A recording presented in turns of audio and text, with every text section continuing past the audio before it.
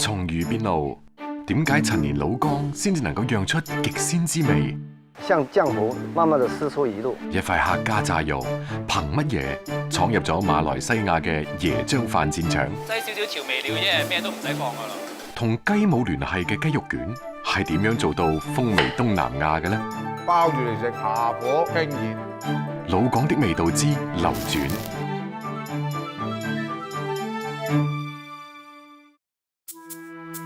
老港嘅食譜發源於嶺南，取百家之長，百味融合，終自成一家。從故鄉到他鄉，個體生命嘅遷徙，導致烹飪方法嘅演變同改良。食物跟隨住人物命運，一齊喺流轉中向前。食乜嘢？去邊度食？呢個係個頭痛嘅問題。尤其係當你置身於東西文化交匯嘅亞洲美食天堂香港。香港人有個特色，食嘢要快，行路要快，做嘢要快，所以產生咗茶餐廳嘅模式。茶餐廳係一種典型嘅中學為體、西學為用嘅粵式食堂。香煎豬扒、咖喱牛腩、奶茶蛋撻，呢啲中茶西餐文化碰撞之後嘅港式特有美食，從誕生之日起就圈粉無數，效率令香港蓬勃發展，但係就無意間偷走咗港人記憶中嘅味道。抱住揾翻消失喺效率之下嘅原味，2年前，阮拔豪邀請79歲嘅師傅同2位年過70歲嘅師兄聯手開辦咗呢一家年輕嘅老冰室。冰室咧就喺19世紀已經喺香港有存在㗎啦。衍生到80年代嘅時候咧，就變咗茶餐廳。凌晨4點半，阮拔豪同師傅開啟一日嘅忙碌。6點半開門，咁啊麵包啊、蛋撻啊，咁咧，咁咪應酬嘅啦。79歲嘅周基楚，從上個世紀50年代開始喺冰室做西點師傅。半個世紀嘅專業實踐磨練咗佢對出品嘅一絲不苟，尤其係喺佢最拿手嘅蛋撻同菠蘿包上。蛋撻、菠蘿包喺香港人嘅早餐同下午茶裏邊，呢2個應該係重複率最高嘅名詞。蛋撻喺上個世紀20年代誕生於廣州，流轉到香港之後名揚海外。逐點改良，類似啊煎蛋一樣，睇點樣滑啲好食啲嘅。整啲粉，我們啲油，咁啊相食到佢勻，然後擠落嘅雪櫃。佢而家要我就切翻硬淨啲，然後先放埋啲水皮嚟再煎。蛋撻皮分為牛油皮同酥皮。傳統嘅酥皮係由水皮同油皮重複交錯翻貼而起酥嘅。周基楚嘅巧手能夠將5毫米嘅酥皮摺疊108層，再將酥皮放入圓形餅模，手指公沿毛邊柔和咁擠壓，再加入由砂糖同雞蛋混合而成嘅蛋液。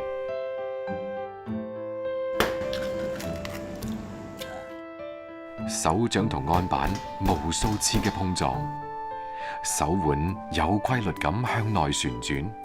喺半個世紀嘅光陰裏邊，周基楚就係咁樣重複住呢一系列嘅動作。菠蘿包嘅靈魂在於表皮嘅酥皮，砂糖、雞蛋、麵粉同豬油混合而成嘅黃金片，被平鋪喺圓滑嘅白面皮上。隨住科技嘅發展，機器嘅精細程度早已經高於人手，但係周基楚堅持全手工製作。佢話咁樣可以將50年不變嘅老味道帶俾啲粉絲嘅。嗱，一間冰室最重要係嗰杯奶茶同埋嘅麵包做得靚，咁就係傳統嘅冰室。茶同奶約定喺每日清晨6點半相遇，麵包蛋撻嘅香味從狹隘嘅空間飄散開，一杯奶茶，一份蛋撻，師徒2個人嘅合作無間，開啟咗街坊一日嘅能量資源。到咗上午10點，阮拔豪開始咗冰室另外一個招牌餐嘅準備——火焰牛河。牛河係老廣嘅叫法，就係牛肉、芽菜炒新鮮嘅米粉。牛河分為濕炒同乾炒兩種。濕炒係炒牛肉嘅時候要勾芡，炒出嚟嘅米粉有汁；乾炒唔勾芡，講究肉嫩芽爽，米粉焦香。有人話乾炒牛河係檢驗粵菜館水準嘅利器。喺阮拔豪睇嚟，炒牛河除咗要準備嘅配料好多，仲有極為關鍵嘅一步。我一入行，我師傅已經叫我搣河粉。佢話炒河粉咧就要用手搣嘅。如果一嚿嚿咁樣炒，啲牛河點會靚啊？猛火快炒，鑊氣重，粉唔黐鑊，唔折斷，香而不膩。我哋炒河粉一定要用筷子嚟炒嘅，因為用筷子炒咧，啲河粉就唔會斷，同埋好均勻嘅炒得。阮拔豪嘅乾炒牛河之所以叫火焰牛河，係因為呢個當中有佢獨創嘅一個工序，用高度米酒明火燃燒粉嘅表面。河粉係米做噶嘛，燒完佢之後咧就有米香嘅味啦，同埋牛肉咧都有燒過嘅味道。乾炒牛河簡約而不簡單，對一般食客嚟講，佢可能只係一道普通嘅菜肴，但係對於老廣而言，佢就係一塊測試粵菜師傅手藝嘅試金石。從凌晨4點半到晚黑10點，師傅同師兄專注喺麵點房，阮拔豪就忙碌喺店前。唔會做多嘅，因為師傅師兄咧年紀就大㗎啦，每日咧都係限量發售，下晝5點鐘賣完我哋就算數。唉，辛苦冇辦法啦，但係中意做呢行，鬼叫佢自己可勝咩？從模仿到創造，靈活嘅香港人海納百川咁接收住嚟自各地嘅文化，又將精髓融匯一爐，打造出冰室呢一種獨特嘅文化。凍奶茶，點一杯奶茶，將一細塊牛油包喺菠蘿包裏邊，一啖咬落去，成口都係地道嘅香港味道。我哋係同師傅咧，為咗一樣嘢，做有人情味嘅冰室。無論腳步走幾遠，家鄉嘅味道總係熟悉而頑固。佢令到異鄉遊子魂牽夢繞，朝思暮想。清明節啱啱過，黃種人就忙到停唔到落嚟。今日作為珠海虎山金巢琵琶鴨嘅第6代傳承人，佢一早就燃起咗皇家祖輩傳落嚟嘅維生之火。已經第6代啦，我接手應該有16到18年左右啦。凌晨4點做到夜晚8點半左右，如果加班嘅呢，可能就做到11、2點啦。虎山金巢琵琶鴨因為形似樂器琵琶而得名。呢味令到珠海人魂牽夢繞嘅非遺美食，已經收埋喺心巷裏邊將近200年。琵琶鴨嘅神奇之處，在於佢無論係熱定係凍，都保持皮脆肉嫩、唇齒留香嘅口感。而傳承咗6代人，歷經咗上百年嘅經營史，更加令到琵琶鴨嘅故事熠熠生輝。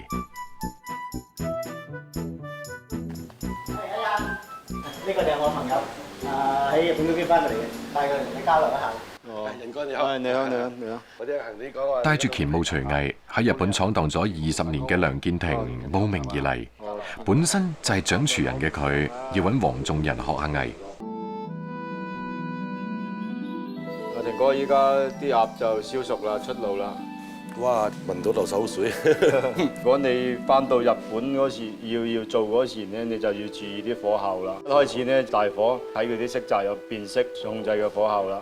食起身咪皮脆肉滑啊，係嘛？好嘢。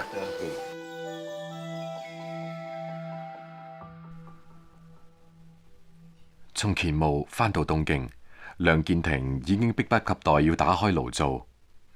佢喺短時間之內推出每個星期嘅特別菜式，琵琶鴨係目標之一。20年嘅他鄉打拼生涯，培育咗梁建庭時刻保持求新求變嘅習慣。我2年啊，去咗成7、8間喺周圍，所以競爭比較大。細嘅地方10幾間中華料理，你係難難做。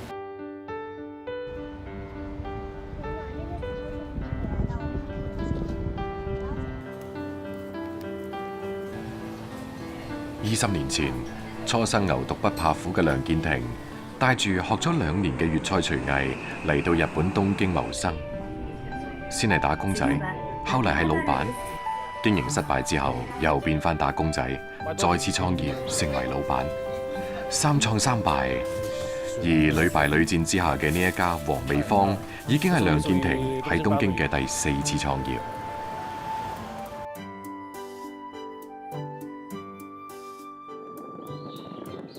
每日朝早8點，梁建庭同太太必須準時搭上前往東京中央區嘅列車，個半鐘頭嘅路程，趕喺10點前返到佢哋嘅主戰場，要做午餐前嘅準備工作。我呢間黃味坊都去緊呢3年啦，嗰3年咧一直都係一個人炒菜、洗碗、切菜、買貨，全部我一個人搞掂。上邊就我老婆咯，執飯、洗杯啊，我老婆咯。一個人掌控一個廚房，120幾款固定菜式，每個星期8款特別推介，每日為上百人解決午餐同晚餐。好大嘅壓力，因為呢度啲租啊各方面人工都好貴，加上日本經濟唔好咧，啲菜式方面價錢只有比10年前低。食物嘅材料咧就而家越嚟越貴。親力親為，合理控制成本，呢個係兩夫妻靠經驗總結而嚟嘅經營之道。亦只有咁樣，餐館先至可以生存落嚟。先生、こんにちは、一人様。一緒にどうぞよろしいですか？はい、どうもありがとう先生、ありがとうございます。とラーメン、どんなんでしょうか？すいません、忘れた、ごめんなさい。梁建庭嘅太太好有語言天分，黃味坊能夠喺中央區經營落嚟，亦都有賴於太太嘅呢一口流利嘅日語。就是55分或50分到12點半，就很緊張了。反正做每樣東西要很快，就會跑住嚟做的，只能死不能病。如果你搶不到客人，就沒有生意了。就中午就靠一個鐘頭的時間去搶客。有陣時揾個客人，咁你唔揾啲新嘢吸引下佢，佢又去第2間，都幾頭痛啊！又喺嗰啲貨源，又係有佢成本。今日嘅生意麻麻地，經歷風浪嘅梁建庭並未因為咁樣而掛心。晚市過後，梁建庭嚟到咗同鄉梁彪嘅廣東料理店。梁彪同梁建庭都係珠海蕎武人。20年前，佢哋一齊背井離鄉嚟到日本謀生。而家佢哋每個星期都堅持一齊研發新菜式。阿彪，買咗條白線，喺研究呢個新菜。起咗吉幾啲度，切幾日之人，俾啲手醬、鹽味，醃下佢。一提上雞蛋，有啲麵包糠，應該好好食嘅，口感好好，應該脆嘛，知道脆嘛。佢有得炸，佢有得炒，佢有得試得苦得嘛。鰻魚，廣東人叫做白鱔。日本嘅鰻魚60%嚟自中國。珠江三角洲歷嚟係鰻魚生長嘅黃金區域，而喺鰻魚嘅烹調方式上邊，粵廚更係創作出咗林林總總嘅做法。從蕎武到東京，一樣嘅殼，一樣嘅鍋爐，唔一樣嘅係喺背井離鄉下做住家鄉菜，分享俾他鄉嘅人。每個星期一個新菜，確實令到梁建庭絞盡腦汁，香嘅、辣嘅、中日結合嘅。菜式千變萬化，方法層出不窮，而一切都係為咗生活同子女。冇咩意義，繼續做落去㗎啦，做到都十幾大啦，出嚟揾食啦，咁就退休咯。有排搏啊，都有10幾年。為生計背井離鄉，闖蕩世界嘅同時，以梁建庭為代表嘅蔣學仁，亦都令到粵廚嘅手藝同精神流轉於世界各地。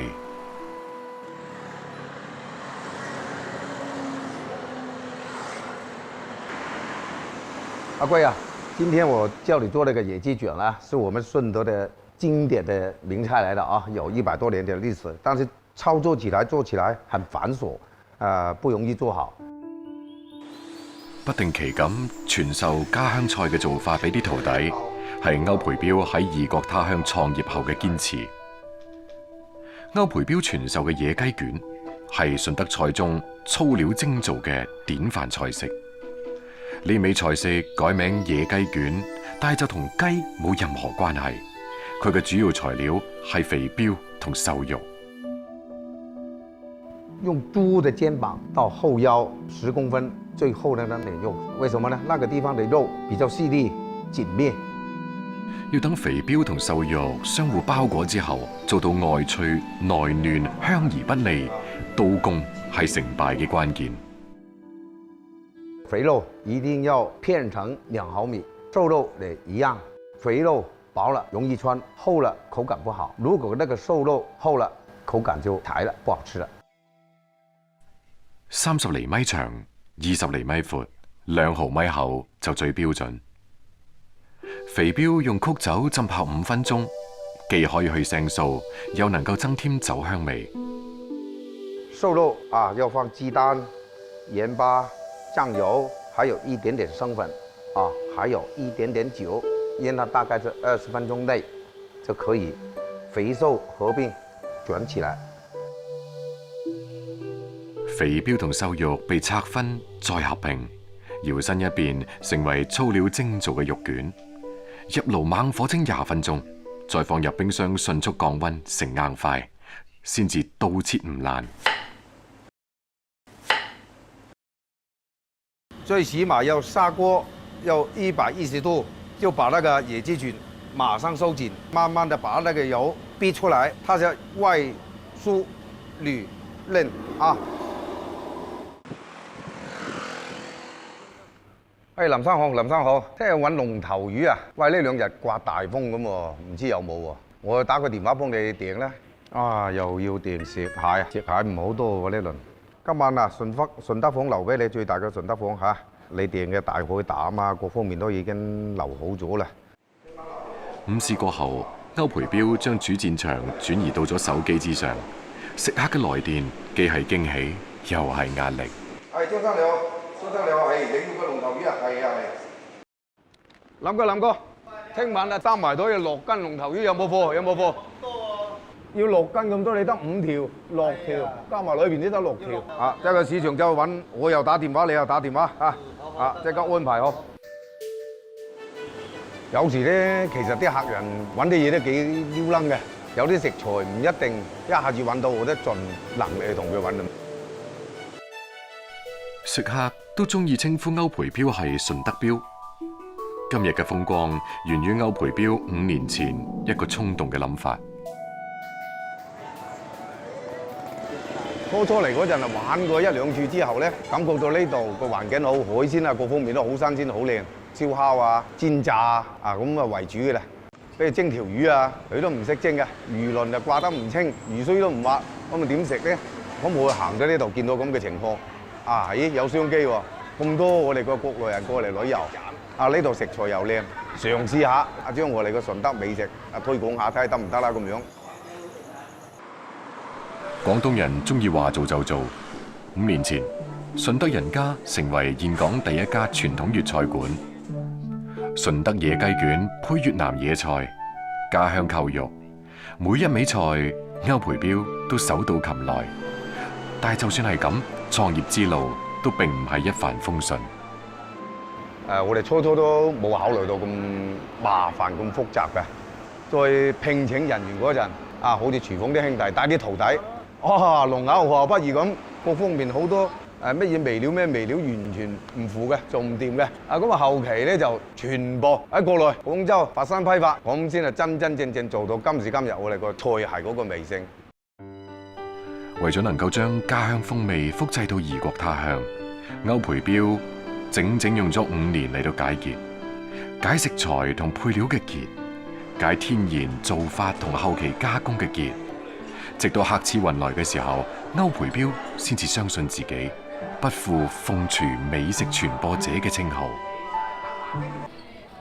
喺老廣嘅一日三餐裏邊，飯永遠係餐台上不可或缺嘅主食。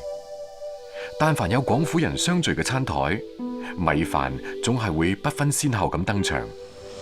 凌晨5點，位於馬來西亞吉隆坡秋傑路嘅巴薩已經被喚醒。2大3細啊！4件豬肉2件魷魚啊！OK， 得。經常會咁嘅。有冇開啊？跟住叫我包便俾你咯，炸肉咯，魷魚咯。食客嘅清晨來電，為咗就係可以食到一啖蕭振全做嘅客家炸肉椰漿飯。椰漿飯係一款用椰奶同班蘭葉烹製而成嘅米飯菜肴，俾馬來人稱為光肴。喺新加坡、印度等地亦都頗受歡迎。傳統嘅椰漿飯係米飯配三巴辣醬、黃瓜片、炸鳳尾魚、烤花生同半邊雞蛋，然後用香蕉葉包裹成為尖錐形。我哋嗰陣時賣華人唔係講好有錢嘛，但係睇到佢哋馬來人好好生意啊，馬來人又好好咯，就教我阿婆做咯，所以我阿婆就加入佢嘅最拿手嘅客家炸肉咯。上個世紀50、60年代，蕭振全嘅外婆當年就係靠住一手惠州客家炸肉，闖入咗吉隆坡秋傑路嘅巴薩，加入咗椰漿飯嘅戰場。呢一個手藝延續到蕭振全已經係第3代。一口令到食客等足12個鐘頭嘅椰漿飯，蕭振全要喺24小時之前做準備。半肥瘦咯，20幾公斤左右啦。因為你唔可以切到太噴炸到佢好硬，太薄變咗紙皮。五花肉上面加入五香粉、麵豉、南乳、雞蛋、糖同鹽，攪拌均勻。撈勻佢之後，擠麵粉收水咯，跟住攞去炸，10分鐘到15分鐘左右啊，一定要透啊！如果唔透嘅話，炆到唔靚嘅。用高油溫迅速鎖住肉汁，炸到通透，起鑊，擎乾油脂。第二日清晨再翻鑊炆煮，呢個就係椰漿飯嘅靈魂所在。擠少少調味料啫，咩都唔使放噶啦。你精華全部喺入邊咗嘛，佢又鎖住嗰啲味道咗嘛，一炆嘅時候化晒出嚟咯。將炸肉放入煲裏邊炆煮之後，佢就開始咗配椰漿，確保每粒米都能夠俾椰漿狠狠咁包圍，先至能夠落鑊吹蒸。比起更多用電飯煲直接煮熟嘅方法，蕭振全堅持咗外婆傳落嚟嘅大桶蒸法。唔可以俾咁乾啊，佢熟為止咯。嗱，如果佢唔夠水嘅話，佢唔會熟噶嘛。一定可以睇住咯，火候啊，同埋蒸嘅時候啊，啲茶底嗰啲水夠唔夠啊？如果你唔夠水嘅話，佢又蒸唔到佢嘛。因為個桶下底係有窿噶嘛，啲椰漿水會滴落去噶嘛，咁個飯咪乾咯。所以我一定要加水加椰漿咯。翻來覆去，連續用人手操作1個鐘頭。30年前，蕭振全睇住外婆就係咁堅持落嚟嘅，今日佢都冇理由偷懶。最後先放翻辣椒咯，跟住等到佢熟咯。當第一縷陽光冉冉升起嘅時候，夜色裏邊孤獨嘅戰場亦即將結束。椰香味同炸肉香味爭先恐後咁從狹小嘅鋪面一路向外走。2塊炸肉、半隻雞蛋、幾塊黃瓜，加埋油炸江魚仔，融合咗3代人嘅堅守。呢個可能係全馬來西亞最唔起眼嘅椰漿飯小店，冇名冇牌，但係就聲名在外。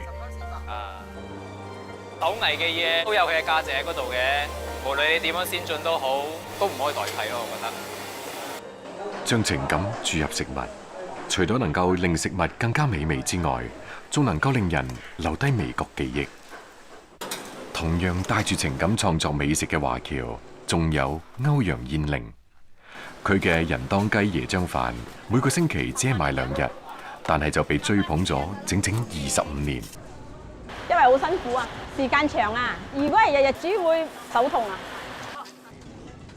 一開始接手冇咁多生意啦嘛，咁我媽咧就教我煮潤蛋雞咯，再加多2、3樣菜咯，咁樣漸漸就吸引到好多客咯。人當慢燉嘅意思，馬來西亞涼野菜嘅一種。佢將傳統中國菜嘅烹飪技法同南洋嘅特色香料結合烹調而成，係椰漿飯嘅最佳拍檔之一。製作人當嘅材料有好多，香茅、椰渣、檸檬草、洋葱、大蒜等等，材料易買，技術難求。炒椰渣炒成個鐘，炒到佢黃咗，我哋就可以攞上嚟噶啦。椰渣係人當嘅靈魂，經過慢火翻炒至變黃之後，再攪拌成為椰渣油。炒製人當嘅每一個步驟都離唔開一個香字。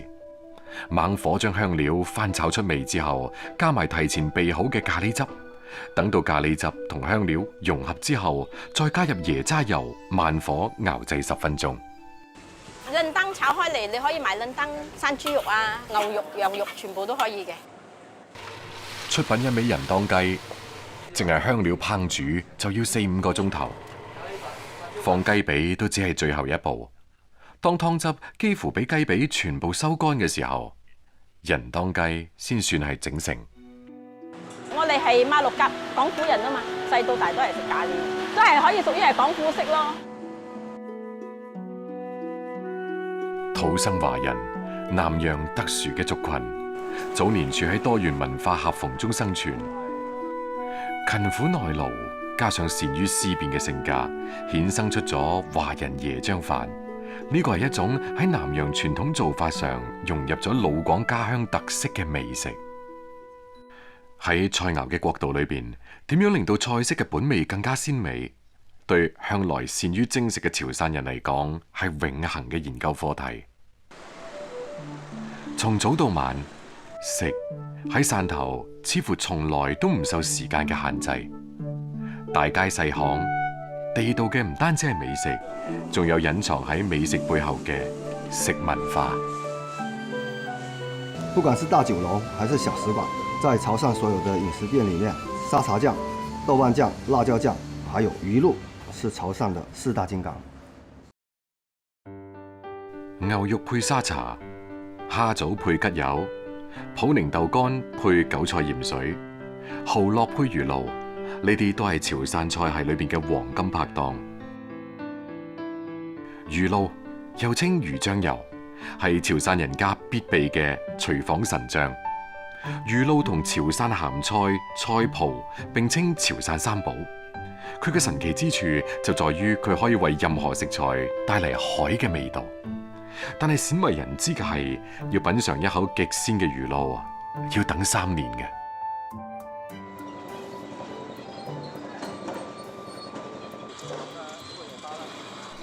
每年開漁節後嘅第1個月，楊茂科同周子嘉就開啟咗瘋狂嘅搶魚模式。開漁以後1個多月之內，一定要搶到100多噸的魚。每日清晨，佢哋兩個嘅腳步幾乎係要跑勻南澳嘅每一個魚碼頭。如果是聽到半夜有一些特殊的魚性，更要早一點跑過來。中秋前後，海魚最肥美，但係楊茂科同其他魚販嘅所求唔係太一樣。佢要揾嘅係廉價嘅小海魚。大藍品就是巴蘭魚，覺得做出來的風味是最滿意的。巴浪魚係一種高蛋白低脂肪嘅海魚，係魚露最優質嘅原料之一。哇，這邊300-400斤啊！300-400斤，那我也差不多了。啊，叫有冇夠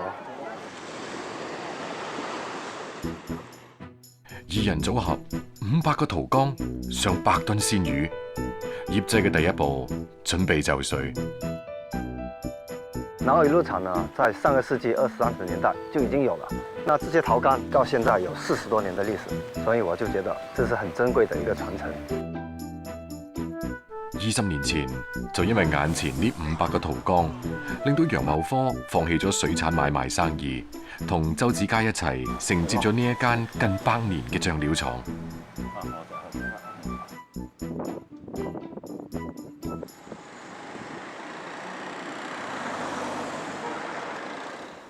魚從碼頭運咗返嚟，重頭戲先至啱啱開始。楊茂科同周子嘉要以最快嘅速度處理鮮魚，呢個係魚露保鮮嘅基本動作。加入饱和鹽，充分攪拌，讓魚和鹽有個充分的接觸，讓魚在良好的狀態進行發酵，這樣才能保持魚的新鮮度。從魚到露嘅轉化，需要經過鹽醃、發酵、成熟、過濾4個步驟。當所有鮮魚同飽和鹽充分接觸之後，需要一層一層咁鋪入塗缸。陳年塗缸嘅優勢喺呢個時候暴露無遺，咁就係缸壁上會自然而然咁形成催化曲。我們研究過，泡製魚露最重要的是要用陳年的乾，泡製過魚露的乾，在乾壁會形成魚露區，能夠使魚露更好的發酵。裝滿塗缸之後，再用石頭嚟到進行施壓，之後嘅一切交俾時間嚟沉澱。經過半年到8個月的時間，慢慢的變成糊狀，魚是慢慢的分解，像那個漿糊，慢慢的釋出魚露。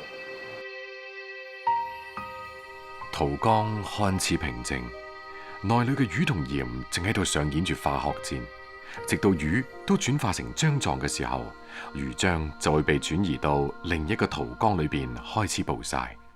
暴曬時間係1年，喺曬嘅過程裏邊，仲需要每日對佢進行攪拌，令到魚蛋白完全分解為氨基酸，並隨住香氣嘅變化趨向成熟。魚露的最後一道工序是過濾，要經過3道過濾以後，才能濾出我們潮汕人熟悉的味道。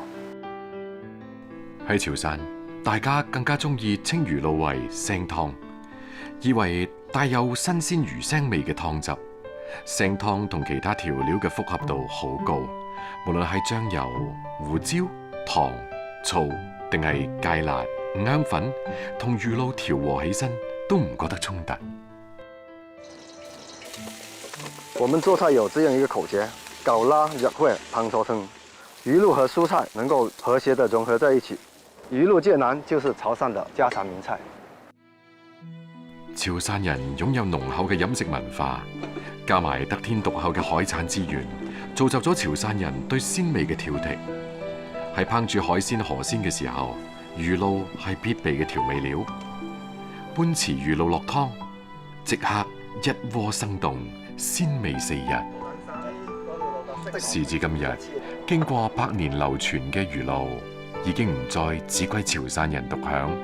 從早期華僑喺越南開設第一家魚露廠開始，潮汕人嘅魚露已經走出國門，傳遍東南亞，闖入咗歐洲廚房。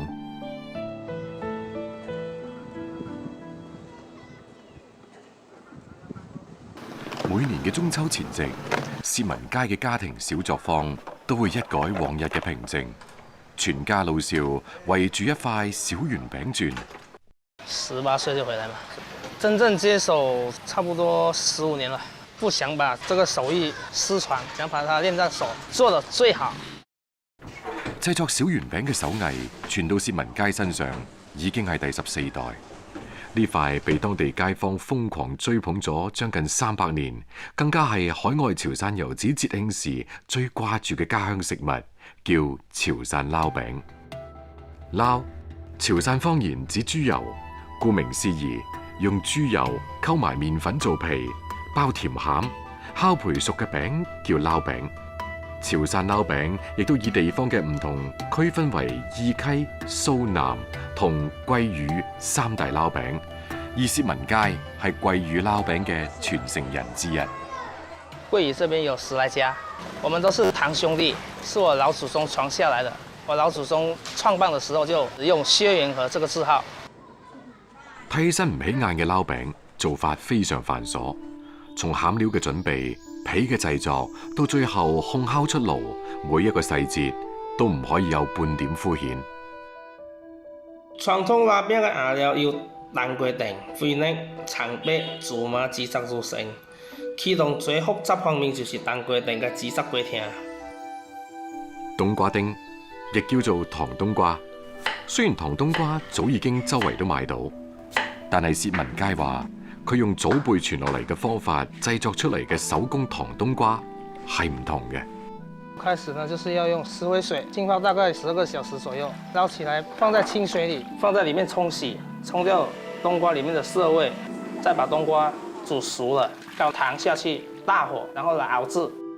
經過熬製嘅冬瓜丁要等風乾，然之後經過攪碎，先至可以進入撈餅製作嘅核心步驟。整個蔥買回來就挑，剩下蔥白那一段，切的時候要加入豬油，加豬油，等一下吃起來的味道會更香。冬瓜丁、肥肉碎、油蔥白、芝麻，再加埋高粉豬油，撈餅嘅餡料已經準備好。300年手藝精髓嘅演繹已經浮現於眼前。需要高筋麵粉、雞蛋、麥芽糖、豬油，最關鍵就是下水，你下多了烤出來會黑，因為這個是祖傳下來的東西。這個皮呢，就是沒有斤兩可稱的，這是憑手感。睇落簡單嘅工序，暗藏住從來都唔外傳嘅玄機。而傳男不傳女嘅習俗，注定咗外嫁女只能夠通過巧手嚟到展現功夫。一日4對手，5000個撈餅，旺盛嘅爐火催生出酥香4日。從清晨到凌晨，小圓餅令到薛家上下忙個不停。還是覺得家裡這個雖然是說小作坊，還是挺好的，在家裡還是比較踏實的。獨家手藝嘅傳承故事，同樣上演喺馬來西亞怡保第3代華僑鐘思明同鐘思業身上。本來係生物工程師同軟件工程師嘅兩兄弟，為咗全心繼承屋企裏邊嘅撈餅手藝，辭咗高薪工作。最近一幫個蓮子有啲黑啊，盡量揀啲最靚嘅俾我哋。有冇話啲全部100%先係靚㗎？過去中秋咧就出新㗎啦。蓮子係過去中秋啫。兩個思維嚴謹嘅理科生接手爸爸經營咗70年嘅老店，用理科思維嘅標準化對傳統老餅店進行改革。傳統食品生意唔係咁容易做咯，你因為唔係新嘅嘢，舊嘅嘢個口味又未必啱新嘅市場，新一代嘅人又未必啱。好似係話蓮蓉啊，我哋盡量做到係唔會咁甜，現代人嘅需求。蓮蓉係爸爸鐘漢元最引以為豪嘅作品。從1949年開業以嚟，鐘漢元潮州餅家除咗製作傳統潮汕撈餅之外，仲推出各種廣式餅食。但係個仔鐘思業掌管店鋪之後嘅第一個大動作，就係要改良爸爸幾十年不變嘅蓮蓉。冇插手喎，時代唔同。如果我哋有插手咧，就多事啊。唔係咁容易嘅嘢啦，因為甜度你減少去膠質或者口感會變㗎啦，肯定都會慢慢去試少少步驟，可以有邊方面可以改良。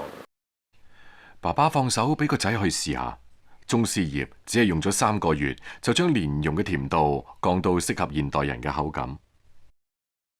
唔係講點樣改變咧，係將嗰啲過程記錄低，俾佢一個標準嘅做法啦。通常佢就到生產嗰方面，咁我就睇下鋪面運營方面，睇下邊啲鋪面嘅嘢點樣可以 improve 啊。從產品到環境，老餅店注入新血液。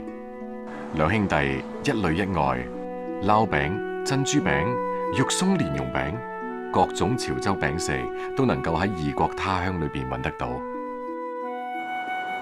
翻嚟之前咧都有諗過，以前細個中意食啲嘢，咁而家有好多冇咗、失傳咗，都唔想呢個傳統餅幾十年歷史又唔想去失傳啦，都會繼續做落去㗎啦。人同食物步履匆匆，食物嘅流轉變遷，見證無數嘅聚散離合，融入創新元素不斷改良嘅粵菜，從東到西。由南至北，攻陷無數味蕾。而老廣嘅味道，亦喺歲月嘅更迭中，潤物無聲，流轉至世界各地。